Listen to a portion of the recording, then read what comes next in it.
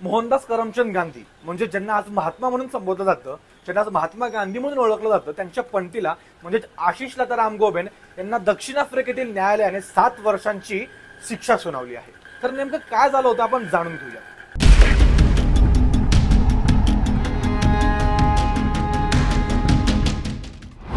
दक्षिण Africa alliance footwear डिस्ट्रीब्युटर्सचे संचालक SR महाराजा यांनी 2015ला रामगोबेन यांच्यावरती आरोप केला होता की त्यांनी बनावट कागदपत्र दाखवून त्यांच्याकडून 3.22 कोटी एवढी रक्कम घेऊन त्यांची फसवणूक केली होती।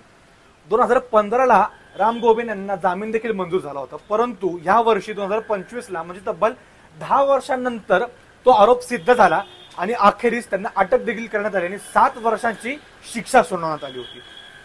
रामगोबेन यांनी SR महाराजांना सांगितलं की त्यांनी भारताहून 3 लिननचे कंटेनर्स मागवले होते आणि ती जी रक्कम त्यांनी घेतली होती म्हणजे 3.22 कोटी ही जी रक्कम घेतली होती ती या गोष्टीसाठी लागणार होती आणि कस्टम ड्युटी आणि क्लिअरन्ससाठी ही रक्कम वापरण्यात येईल अशी देखील रामगोबेन यांनी SR महाराजांना ग्वाही दिली। दिवसानंतर SR महाराजांना समजलं की सादर केलेली कागदपत्र सर्व बनावट होती आणि लिननचा जो माल मागवला होता तो अस्तित्वातच नव्हता आणि या गोष्टीवरनं SR महाराजांनी पोलिसांना गाठलं आणि पोलिसांनी त्यावेळेस त्यांना अटक देखील केली होती, परंतु त्यावेळेस त्यांना जामीन मिळाली होती आणि आता हा सर्व आरोप सिद्ध झाल्यामुळे त्यांना आता फायनली अटक करण्यात आली आहे। महात्मा गांधी ज्यांना भारतामध्येच नव्हे तर भारताच्या बाहेर देखील प्रतिष्ठा प्राप्त होती, कीर्ती प्राप्त होती, त्यांच्याच तिसऱ्या पिढीमध्ये अशी निंदनीय घटना घडली।